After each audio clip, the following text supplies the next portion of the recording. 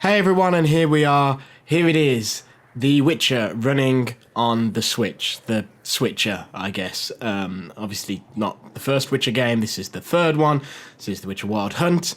And yeah, it's real and it's running on Switch. I mean, some of you may remember this leaked via some Chinese retailers, prompting a lot of speculation.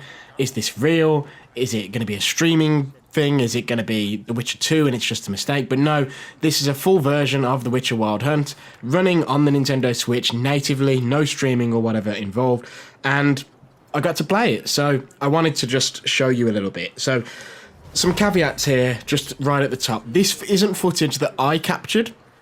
This footage came from CD Projekt. They didn't want to let us do direct capture. We were allowed to film off the screen, but I've got to be honest with you, it was in a really bright room with a lot of reflections and the off-screen footage doesn't look great. But what I can say is this is the footage that they've provided to us, and this is totally representative of what I played.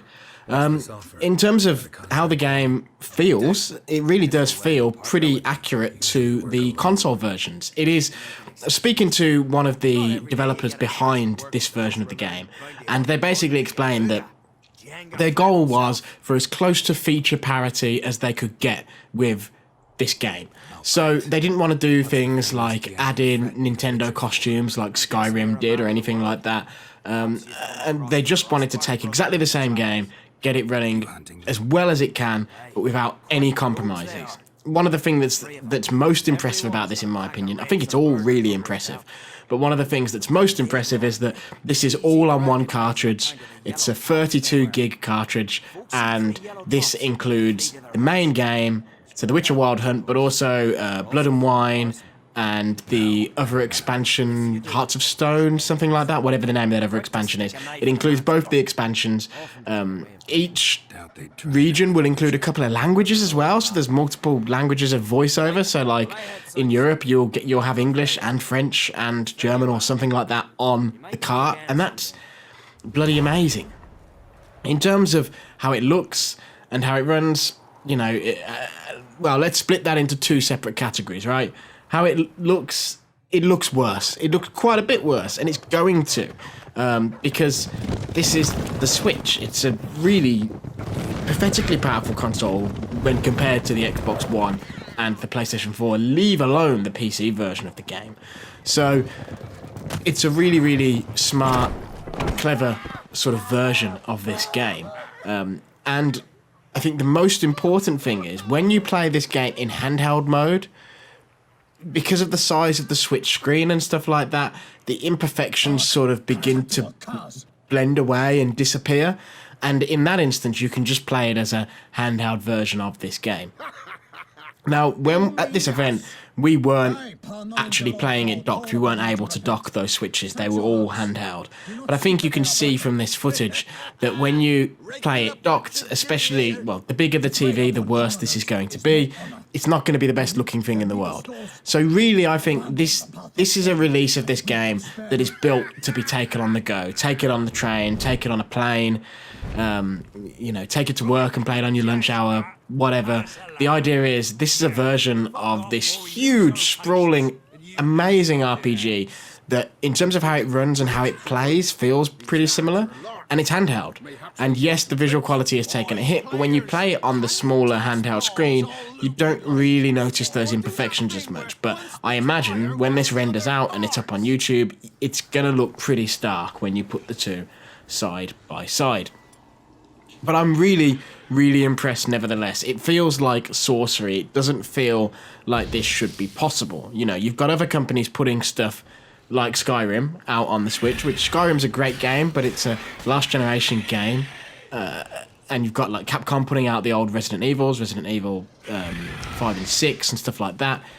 And here is this. This is a current generation game. It looks amazing. I mean, God, Rockstar hasn't even got off their asses and put GTA on this machine, GTA 5, even though they could have put the last gen version of it on the Switch. So I think it's crazy, and it's a really good looking game, and it's a really good looking game still. The resolution is low, you know, I don't know what it is. I haven't, you know, again, maybe we'll do that pixel counting when we actually get our hands on the final game, but they've sort of made a lot of, that's where they've made concessions for size as well. Like even the FMVs, they did say the FMVs that are in the game the CG sequences, they're on this cart at 720 as opposed to 1080 because of space concerns. And they've made some small concessions in other ways. So, like, for instance, when the game is docked, the menus look exactly the same as they do on the other console versions, or so I'm told, because, again, we haven't seen the docked version, but this is what I was told. The menus will be the same when they're docked, but when you're undocked, they've sort of made concessions and changes to the menus to make them more comfortable for use with the small screen, so you're not, like, squinting at it. But no touchscreen or anything like that. It is just... Like I say, they wanted feature parity, so they haven't added stuff like touchscreen inventory control because they wanted to just make a version of this game that's the same as the other versions. Which is fair enough, I guess. Anyway, I'm going to shut up now. There's a write-up on the website, so head to VG247.com if you want to actually read some more in-depth impressions from myself. But I've got a bunch of footage here, so I'm just going to let it run out so you can enjoy watching some of how this game looks in action. If you like this sort of stuff, don't forget to give us a like, give us a subscribe, all that stuff, ring the bell, all those things that we say on YouTube. All those things do seriously help us. And yeah, until next time, everyone, see ya.